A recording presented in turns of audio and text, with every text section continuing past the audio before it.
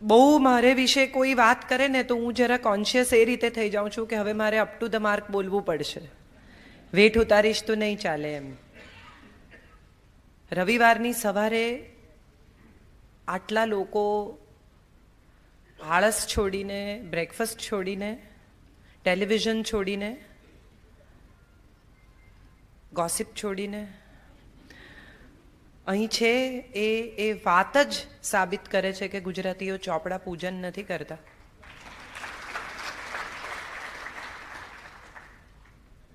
મારા એક મિત્ર કવિ છે, સંચાલક, એમ કહે છે કે ગુજરાતીઓ એક જ બુક વાંચે છે, એનું નામ પાસબુક છે.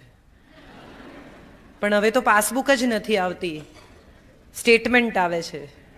એટલે શક્ય છે કે કદાચ એમણે પાસબુક છોડીને સાચા અર્થમાં બુક વાંચવાનું શરૂ કર્યું હોય. બહુ આનંદ થાય છે જ્યારે ગુજરાતી કોઈ પણ માણસ ક્યાંય પણ મળે, ગુજરાતીમાં વાત કરે. તમને વાંચું છું, મને વાંચે છે એ તો પછીની વાત છે, મારી ભાષા વાંચે છે એ બહુ અગત્યની વાત છે. મને હંમેશા એવું લાગ્યું છે કે ક્યાંય પણ કોઈ પણ ગુજરાતી કશું વાંચતા હોય અથવા કશાક ભાષા સાથે જોડાયેલા હોય, ભાષાનું કશું કામ કરતા હોય, ત્યારે હંમેશા એમ થાય કે આ જે ફરિયાદો થઈ રહી છે, ગુજરાતી ભૂલાય છે, ગુજરાતી આમ થાય છે, ગુજરાતી નથી થતી, કોઈ કશું લખતું નથી, કોઈ કશું વાંચતું નથી, છોકરાઓ ગુજરાતી ભૂલી રહ્યા છે, ત્યારે મને એમ થાય કે ક્યાં ભૂલાય છે ગુજરાતી? આ એક જ તસવીર પૂરતી છે કે ગુજરાતી ભૂલાતું નથી. ભાષા કેવી રીતે ભૂલાય? જે ભાષામાં આપણને સપના આવે, જે ભાષામાં આપણે રડીએ ઝઘડીએ, જે ભાષામાં આપણે પ્રેમ કરીએ, આપણી ભાષા. અને હું માનું છું કે આ જેટલા ઇમોશન્સ શાશ્વત છે એટલી શાશ્વત આપણી ભાષા છે. માં જે ભાષામાં હલરડું ગાય એ ભાષા કેવી રીતે ભૂલાય? એટલે જ્યાં સુધી એનઆરઆઈના ટેબલ પર અથાણા છે ત્યાં સુધી તો બહુ વાંધો નહીં આવે. ખાખરા સાચવીને લઈ જાય, બે કપડાં કાઢી નાખે, પણ આ ના તૂટવા જોઈએ, ભલે પછી તોડીને ખાય, એનો વાંધો નહીં, પણ ઘરે તો આખા જ પહોંચવા જોઈએ. એ ગુજરાતીની મજા ક્યાં છે? રોમમાં રસ ને પેરિસમાં પાત્રા તો આપણે શોધીએ જ છીએ બધા. સો that's what our language is all about, and I'm proud of being Gujarati. I will always write in Gujarati. ધર્મ અને કર્મની વાત કરતાં પહેલાં મારી એક વાત પર ધ્યાન ગયું ને મને થયું કે કોઈ પણ પ્રકારના ઓફેન્સ વગર મારે આ વાત તરફ પણ ધ્યાન દોરવું જોઈએ. મજાની વાત છે આમ જુઓ તો, કે એક સ્ત્રીની સ્મૃતિમાં યોજાતી વ્યાખ્યાનમાળામાં I am the first woman to talk શરૂ થવી જોઈતી હતી. આ વ્યાખ્યાનમાળા કોઈ સ્ત્રી વક્તાથી. સ્ત્રી જેટલું સ્ત્રીને સમજી શકે હું માનું છું બીજા કોઈના પણ માટે અઘરું છે સમજવું. અને સ્ત્રીની સ્મૃતિ જેટલી સહજતાથી, જેટલી સંવેદનાથી, જેટલા સ્નેહથી એક સ્ત્રી સાચવી શકે એટલી બીજા લોકો માટે સહેજ અઘરી છે. બીજા લોકોમાં બધા ઘણા આવે છે, આપણે પુરુષોની વાત નથી કરતા. ધર્મ અને કર્મ વિશે મારે વાત કરવાની છે. હું સામાન્ય રીતે નોટ્સ લેતી નથી, હું એમ જ વાત કરું છું. પણ જયેન્દ્રભાઈએ મને કહ્યું કે આટલા વર્ષોનું કલ્ટિવેટેડ ઓડિયન્સ છે, બહુ સુંદર વક્તાઓને એ લોકો સાંભળી ચૂક્યા છે, એટલે મને થયું કે નાનકડી નોટ્સ પણ કરવી જોઈએ. અને ધર્મ વિશે વાત કરવાની મારી નથી આવડત, નથી લાયકાત, નથી હેસિયત, કારણ કે મારો ઉછેર બહુ નાસ્તિક થયો છે. મારા કાકા ઓડિયન્સમાં છે, ભૂષણ ઓઝા. એમને ખબર છે કે અમારા ઘરમાં કદી દીવો પણ ન થાય. મારા પપ્પા સામાન્ય રીતે દીવો કર્યો હોય તો હું બહુ નાની હતી ત્યારે મને કે ફૂંક માર, આપણે ભગવાનની હેપી બર્થડે કરીએ. ત્યાંથી મારો ઉછેર આવે છે. ધાર્મિકતા નથી અમારા લોહીમાં, અમારા ઉછેરમાં. અમે કોઈ ધર્મ ભીરું નથી. અમને કશાયની બીક બતાવવામાં કદી આવી જ નથી. બાવો લઈ જશે, પોલીસને પકડાવી દઈશ, આવું અમને કોઈએ ડરાવ્યા જ નથી. એટલે ઘણી રીતે અમે બધા જ કહીશું થોડાક પ્રમાણમાં નીડર અને થોડાક દાંડ છીએ. એટલે એ પછી જ્યારે ધર્મની વાત કરવાની આવે ત્યારે અગત્યનો મુદ્દો એ બને છે કે હું ધર્મને કઈ રીતે જોઉં છું એના કરતાં ધર્મ વિશે આપણે બધા મળીને શું વિચારી શકીએ એ વિશે વાત થવી જોઈએ. એક બહુ સરસ નાનકડી વાર્તા ભાગવતમાં કહી છે કે એક રાજા ગાદી પર બેસે છે ને પછી એને વિચાર આવે છે કે મારે કયા ધર્મનું પાલન કરવું જોઈએ. ક્ષત્રિય ધર્મ, રાજ્ય ધર્મ, પતિ ધર્મ, પુત્ર ધર્મ, ઇસ્લામ, જરથોસ,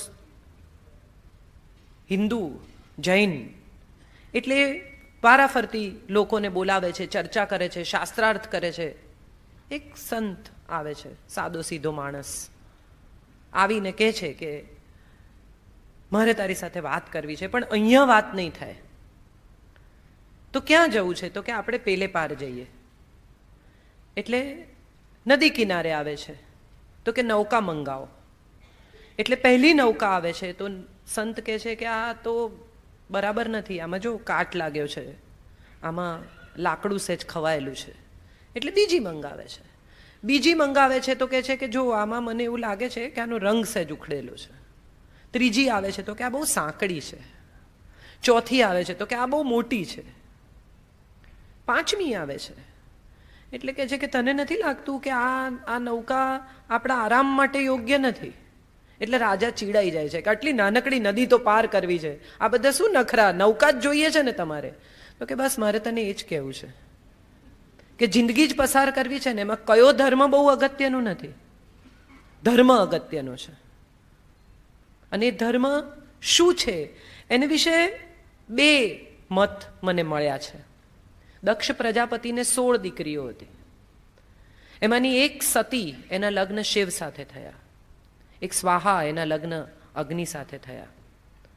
ત્રીજીના લગ્ન પિતૃ સાથે થયા. અને બાકીની દીકરીઓને ધર્મ સાથે પરણાવી. આ બાકીની દીકરીઓ કોણ? એને વિશે વેદવ્યાસે લખ્યું છે.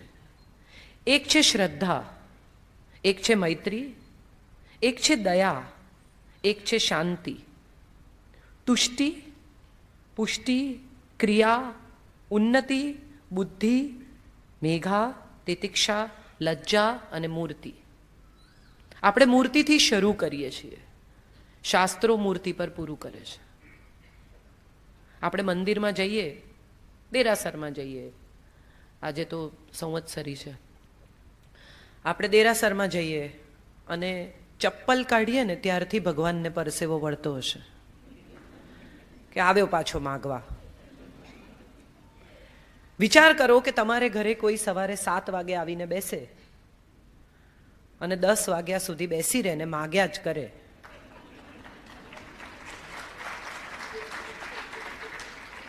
અને રોજ આવે. મજા એ નથી. રોજ સવારે ઘડિયાળના ટકોરે એક માણસ આપણા ઘરમાં દાખલ થાય અને માગવા આવે. આપણને કેવું લાગે? આપણે ત્યાં તો એક જ આવે છે, જો આવે તો. એને ત્યાં તો બધા જ કારણસર જાય છે. આ આપી દે, પેલું આપી દે, આમ આપી દે, આમ કરી દે, આટલું પતાવી આપ. અને એથી આગળ વધીને મજાની વાત એ છે કે જો કોઈ સફળ થાય, કશું મેળવી લે, કશું પામી જાય, ધીરુભાઈ થઈ જાય, તો એ સેલ્ફ મેડ છે.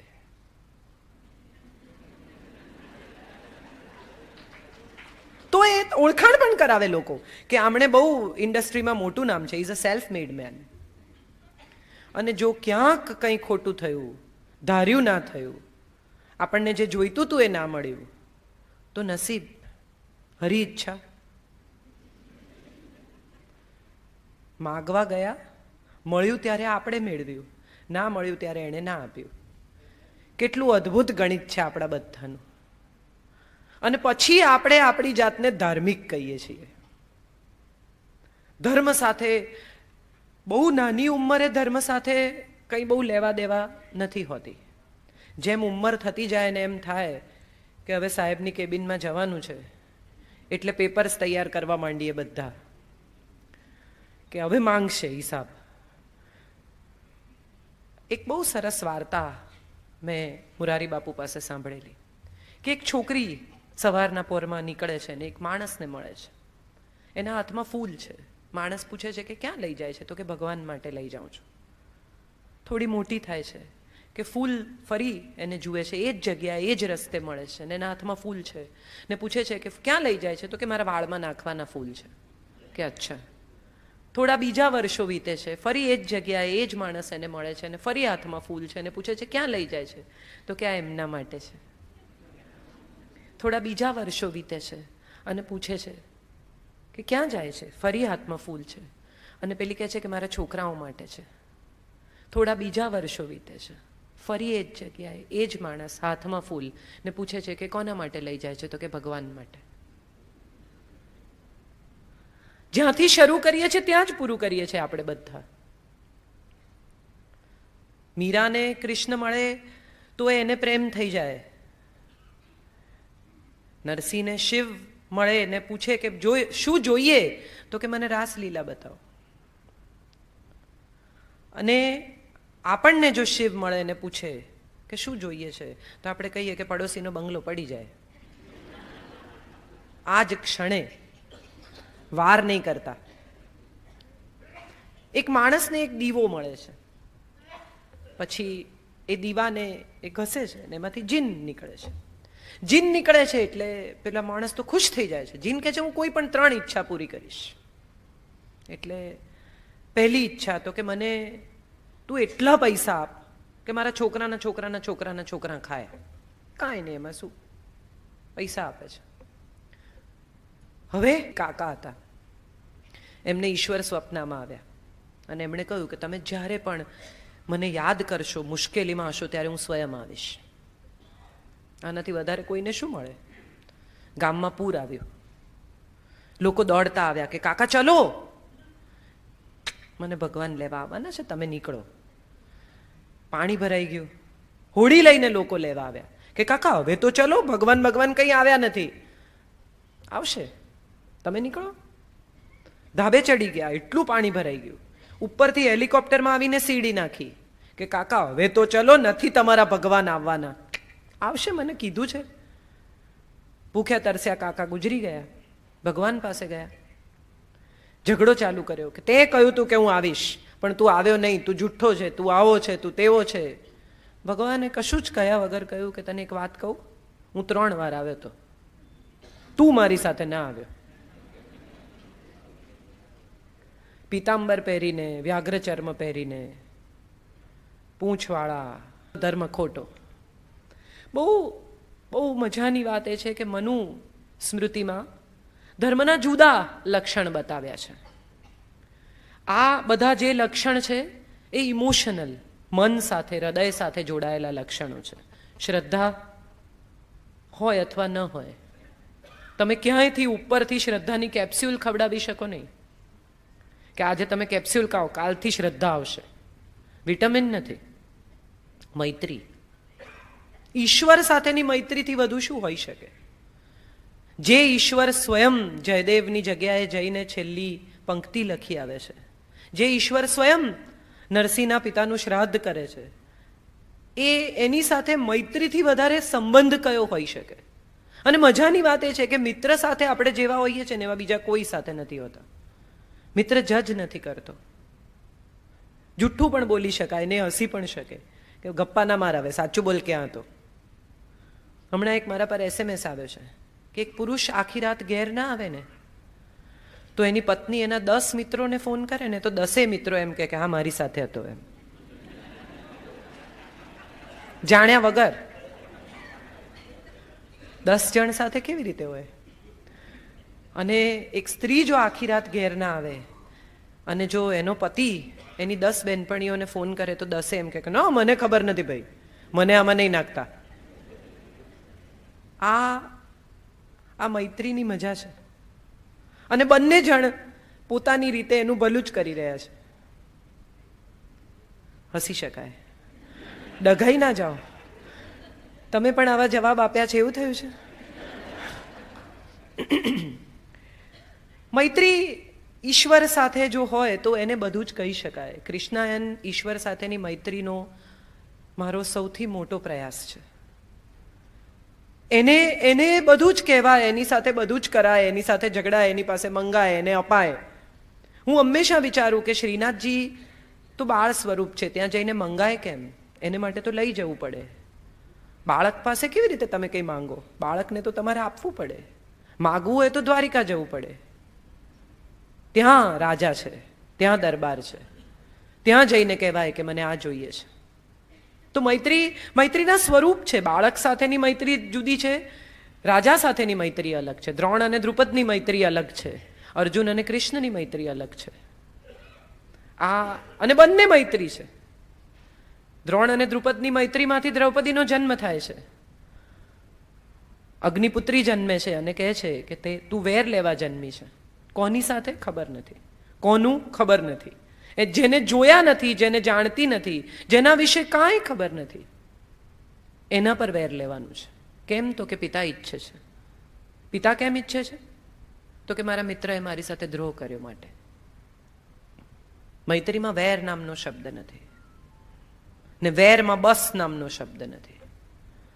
મૈત્રી જ્યારે થાય છે ત્યારે એમાં ક્યાંય કોઈ ફરિયાદ નથી, અને જ્યારે વેર લેવાય છે ત્યારે એમાં કોઈ અટકવાની વાત આવતી જ નથી. આ બેને એકબીજા સાથે કોઈ નિસ્બત જ નથી. મૈત્રી પછી આવે છે દયા. દયા બહુ એ રીતે મને રસપ્રદ લાગી, જે આમાં નથી એ મને સમજાયું કે દયાને ઉલટાવો તો યાદ થાય છે. જે ઈશ્વરને યાદ કરે એના હૃદયમાં દયા હોય જ. જેના મનમાં સતત ઈશ્વર, બહુ સરસ કોન્સેપ્ટ છે ઇસ્લામનો તસ્બીહ હાથમાં રાખવાનો. તમે માળા કરો ન કરો, મણકા ફેરવો ન ફેરવો, પણ તમારા હાથમાં તસ્બીહ હોય તો તમને ફિલિંગ રહે છે કે તમે એની સાથે કનેક્ટેડ છો. બહુ મજાનો કોન્સેપ્ટ છે આ ધર્મનો. ઈશ્વરને યાદ કરવાની કેટલી બધી રીત છે. માત્ર માળા કરવી, માત્ર મંદિર જવું, માત્ર દીવો કરવો. તમે ક્યાંય પણ બેઠા હો ને આંખ મીચો અને જો એનો વિચાર આવે તો એ એની યાદ છે. કંઈ પણ કરતા પહેલા જો હૃદય રોકે તો એની યાદ છે. બહુ સરસ એક શ્લોક છે જેમાં કહ્યું છે કે તમે સાક્ષી ક્યાં શોધવા જશો? સારા અને ખરાબ બધા કામના સાક્ષી હોય છે. સાક્ષી ક્યાં શોધો? તો ઈશ્વરે સતત તમારી સાથે રહેનારા સાક્ષીઓ આપ્યા છે હંમેશા. સૂર્ય, ચંદ્ર, પાણી, પવન, હૃદય, આત્મા, મન, બુદ્ધિ, આ બધા આપણી સાથે સતત રહેનારા સાક્ષીઓ છે. આંખ મીચો અને આ બધા જ હાજર છે. અને આ બધાની મજા એ છે કે કોઈ પ્રકારની માગણી વગર હાજર રહે છે. રિટર્ન નથી જોઈતા એમને. અંદર એટલે ક્યાં? મૂર્તિ પાસે. મૂર્તિમાં ભગવાન છે કે નહીં એની એને નથી ખબર, પણ તમને સીધા દર્શન કરાવશે. આ મૂર્તિ કોણે બનાવી? પ્રાણ પ્રતિષ્ઠા કરવામાં આવે છે મૂર્તિમાં. ધેટ મીન્સ આપણે એમ માનીએ છીએ કે ત્યાં સાક્ષાત ઈશ્વર હજરા હજુર છે. જ્યાં મૂર્તિ નથી ઇસ્લામમાં, ત્યાં પણ ઈશ્વર તો છે જ, બધે જ છે ને સતત છે એમ માનવામાં આવે છે. બુતપરસ્તી નથી ત્યાં પણ એક ખ્યાલ તો છે જ, કોન્સેપ્ટ તો છે જ. જે નાસ્તિક છે એ પણ એના અસ્તિત્વને નકારે છે. એટલે નકારવા માટે પણ અસ્તિત્વ છે એવું તો તમારે ચર્ચામાં ઉતરવું જ પડે. તમે શેને નકારો છો? અંધારું કેમ છે? કારણ કે અજવાળું નથી. પેટ કેમ ભરેલું છે? કારણ કે ભૂખ નથી. ધેટ મીન્સ ભૂખનું અસ્તિત્વ તો તમારે સ્વીકારવું જ પડે. એટલે જે લોકો પોતાની જાતને એથિસ્ટ અથવા નાસ્તિક કે છે એમણે પણ આ ચર્ચામાં તો ઉતરવું જ પડે. તો કોઈક સુપર પાવર છે, કોઈક પરમાત્મા છે, કોઈક ચૈતન્ય છે, કશુંક એવું છે જે આપણને સમજાતું નથી, જે આપણી બુદ્ધિની પરે છે, જે આપણા લોજિકની બહાર છે. અને જે આપણી બુદ્ધિની પરે છે, જે આપણા લોજિકની બહાર છે, એના માલિક આપણે કેવી રીતે હોઈ શકીએ? એનો ઠેકો આપણે કેવી રીતે લઈ શકીએ? એના વિશે આપણે આટલા કડક સ્ટેટમેન્ટ કેવી રીતે કરી શકીએ? ભગવાનને તો આ જ ભાવે છે. તમે પૂછ્યું છે કોઈ દિવસ એને માખણ ભાવે છે કે નથી ભાવતું? અને આટલું માખણ તમને રોજ કોઈ ખવડાવે તો તમને કેવું લાગે? વિચારી તો જુઓ. રોજ આપણી સામે આવા 56 ભોગ કોઈ ધરી દે, કેટલા દિવસ ખાઈ શકાય? કોક દિવસ એને ખીચડી ખાવાનું મન થતું હશે, પણ ભગવાનને તળ્યા વગરનું ન ખવડાવાય ને, પણ ઘીમાં જ તળવું પડે. કોણ નક્કી કરે આ બધું?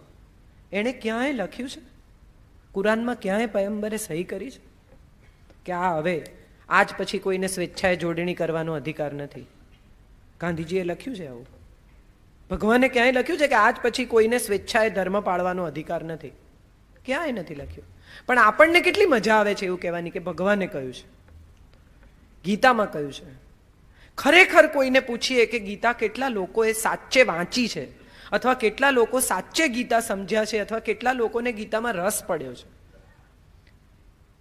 તો સમજાય ખરેખર કે ભગવાને શું કહ્યું છે. કેટલી આમ જુઓ તો ગીતા કેટલી ઇન્ટરેસ્ટિંગ છે. આપણે ઘરમાં કોઈ વસ્તુ લાવીએ ને, નવું ઇલેક્ટ્રોનિક સાધન, તો એની સાથે એક મેન્યુઅલ આવે.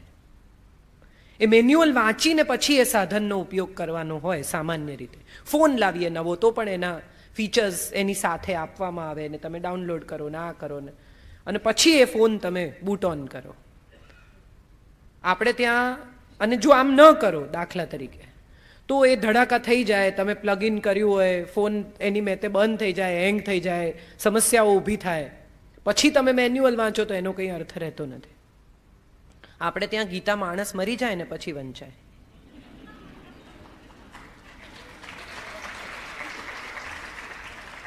આ બહુ ઇન્ટરેસ્ટિંગ છે. માણસ જતો રહ્યો, હવે કેવી રીતે જીવવું જોઈએ એ વાંચીને શું કરવાનું? એ તો ગયો. કોને સંભળાવો છો? જે પાછળ રહ્યા છે એને. શ્રદ્ધાંજલિ આપવા જે લોકો બેસણામાં આવે ને, એ લોકો એટલા માટે આવે કે જે ગુજરી ગયા છે એની સાથે પ્રેમ હતો કે નહીં, એ તો પછીની વાત છે. પાછળ રહ્યા છે કેટલા પાવરફુલ છે એ પ્રમાણે સંખ્યા હોય બેસણાની. અને એમાંય લોકો ધંધો કરી લે કે જતા આવીએ ત્યાં માર્કંડભાઈ મળશે તો આપણે પૂછી લઈશું પેલી ડેટ. આ જ મજા છે. ધર્મ અને સ્વધર્મ આ બે બહુ એકબીજા સાથે હેન્ડ ટુ હેન્ડ ચાલતી વાત છે. અને ધર્મની સાથે કર્મ એટલું જ અગત્યનું છે. કાર્ય એ કર્મ નથી, ક્રિયા એ કર્મ નથી. ઘણા લોકો એવું કહે કે કર્મના બંધનમાંથી મુક્ત થઈ જવું છે. બહુ બધા લોકોને એવી ઈચ્છા હોય કે બસ કર્મના બંધનમાંથી મુક્ત થવું છે. ખરેખર કર્મના બંધનમાંથી મુક્ત થઈ શકાય ખરું? એવો સવાલ માણસે પોતાની જાતને, પોતાના જ્ઞાનને, પોતાની બુદ્ધિને, પોતાના ચિત્તને, પોતાના અહંકારને, પોતાના સ્વભાવને, પોતાની પ્રકૃતિને પૂછવો જોઈએ. આ તમામ લેયર્સ પર માણસ વહેંચાયેલો છે. હું એવું નક્કી કરું કે મારે કંઈ કરવું નથી, કાલથી હું અહીંયા બેસીશ બસ, તો બેસવાનું પણ કર્મ જ છે. એ પણ એક કર્મ છે. હું એમ નક્કી કરું કે મારે સાંભળવું નથી, મારે કોઈની ખરાબ સારી ભલી બુરી વાત સાંભળવી જ નથી સાંભળવું, તો નહીં સાંભળવું એ પણ એક કર્મ છે. અને હું જાઉં છું અને પાછળથી ગાડી આવે છે અને મને કોઈક બૂમ પાડે છે પણ હું સાંભળતી નથી ને હું અથડાઉં છું, એ કર્મ નહીં, અકર્મનું ફળ છે. ફળ તો છે જ. સારા થવું એનું પણ ફળ છે, ખરાબ થવું એનું પણ ફળ છે. જૈન ધર્મમાં તો બહુ સુંદર વાત કહી છે કે તમે સારા કર્મ કરો એનું પણ ફળ લેવા પાછા તો આવવું જ પડે છે. તમે આંબા વાવ્યા છે ને, તમે ખાઈને જજો ને આ વખતે નહીં ખાઓ તો આવતી સિઝનમાં ખાવા તો પડશે. હું રસોઈયો જ ન જમે એવું તો ક્યાંય સિદ્ધાંતમાં આવતું નથી. તો આ ધર્મ અને કર્મ વચ્ચે આપણે કઈ રીતે ફેર પાડીએ, કઈ રીતે જુદું પાડીએ આ બેને? કઈ રીતે એવું નક્કી કરીએ કે કયો ધર્મ ને કયું કર્મ? અને શું એના સ્વભાવ, શું એની પ્રકૃતિ, શું એની રીત, કઈ રીતે એના વિશે વાત થઈ શકે? તો ધર્મના 4 સ્વભાવ કયા છે? સત્ય, અહિંસા, પરહિત અને પવિત્રતા. સત્ય તો જગતની કોઈ પણ, આપણે હું નામ ભૂલી ગઈ, સોરી, અરુણાબેને કહ્યું હમણાં 2 મિનિટ પહેલા કે નિર્દંભ છે, સત્ય બોલે છે. ખરેખર આ વખાણવા લાયક બાબત નથી એવું મને હંમેશા લાગ્યું છે. સત્ય બોલવામાં કોઈ વખાણ કરવા જેવી બાબત છે જ નહીં. અસત્ય જો તમે સ્માર્ટલી બોલી શકતા હો તો એ રસપ્રદ બાબત છે કે આ બહુ અદ્ભુત રીતે જુઠ્ઠું બોલે છે ભાઈ. રોજ જમવું એટલું જ સ્વાભાવિક છે સત્ય બોલવું. રોજ નાહવું એટલું સ્વાભાવિક છે સત્ય બોલવું. ઘણા નથી એ નાતા કોઈ દિવસ, પણ આ તો એમ. તો સત્ય બોલવા વિશે કોઈ એવી મોટી વખાણ કરવા લાયક, તાળીઓ પાડવા લાયક બાબત નથી. મજાની વાત એ છે કે સત્ય ઉંમરે ઉંમરે, સિદ્ધિએ સિદ્ધિએ, સફળતાએ સફળતાએ, પરિસ્થિતિએ અલગ છે. મહાત્મા ગાંધી જો એમ કે મેં ચેન કપાવીને દારૂ પીધેલો, માંસ ખાધેલું, તો એ ગાંધી બન્યા પછીની પ્રામાણિકતા છે. પણ જો તમારું બાળક ઘેર આવીને 13, 14, 15, 16 વર્ષનું એમ કે આજે મેં સિગરેટ પીધી, તો એને તમાચો ખાવાની તૈયારી સાથે આ કહેવું પડે. એને પ્રામાણિકતાનો કોઈ બિરુદ મળે નહીં. અરે વાહ બેટાથી મારી સાથે આવું કંઈ ન થાય, સિગરેટ પીએ છે મારા પૈસે. આ સત્યની પણ વ્યાખ્યાઓ છે. જેના ઘરમાં ઇલેક્ટ્રિકનો બલ્બ છે એને માટે એ ઇલેક્ટ્રિકના બલ્બનું અજવાળું સત્ય છે, અને જે સૂર્યને જોઈ શકે છે એને માટે સૂર્યનું અજવાળું સત્ય છે. તમે કયા સત્ય સાથે જોડાવા માંગો છો એ આપણે જ જાતે જ આપણી જગ્યાએ ઊભા રહીને નક્કી કરવાનું છે. એક પતિ પત્ની બોટમાં વિહાર કરે છે, એનિવર્સરીની રાત છે, કેન્ડલ લાઇટ કરી છે, ને પતિ વારે વારે કેન્ડલને સંભાળવાનો પ્રયત્ન કરે છે, કારણ કે અજવાળામાં પત્ની એને બહુ સુંદર દેખાય છે. થોડી થોડી વાર થાય એટલે વળી એનું ધ્યાન કેન્ડલને સાચવવામાં છે. અચાનક એનું ધ્યાન જાય છે, પવનનો ઝપાટો આવે છે અને કેન્ડલ બુઝાઈ જાય છે, અને બંનેને ખ્યાલ આવે છે કે પૂનમનો ચંદ્ર છે. કેન્ડલની જરૂરત જ નથી, પણ જ્યાં સુધી ધ્યાન કેન્ડલમાં હતું ત્યાં સુધી પૂનમનો ચંદ્ર દેખાયો જ નહીં. એટલે અસત્યને સાચવવાની જ્યાં સુધી આપણી મહેનત હોય છે ત્યાં સુધી આપણને સત્યનું અજવાળું દેખાતું નથી, એટલું જ છે. એક વખત જ્યારે સત્યનું અજવાળું દેખાય પછી કેન્ડલ્સ બધી એની મેળે તમારે ખસેડી નાખવાનો વારો આવે છે, કારણ કે એક જ વાત યાદ રાખવાની ને બધાને સેમ જ કહેવાનું છે. કેટલી શાંતિ થઈ ગઈ. ક્યાંથી આવ્યા? તો એક કોકને કીધું વડોદરાથી, કોકને કીધું અમદાવાદથી, કોકને કીધું હું રાત્રે આવી ગઈ હતી. આમાં કન્ફ્યુઝન છે. કોને શું કહેલું એનો હિસાબ રાખવો પડે.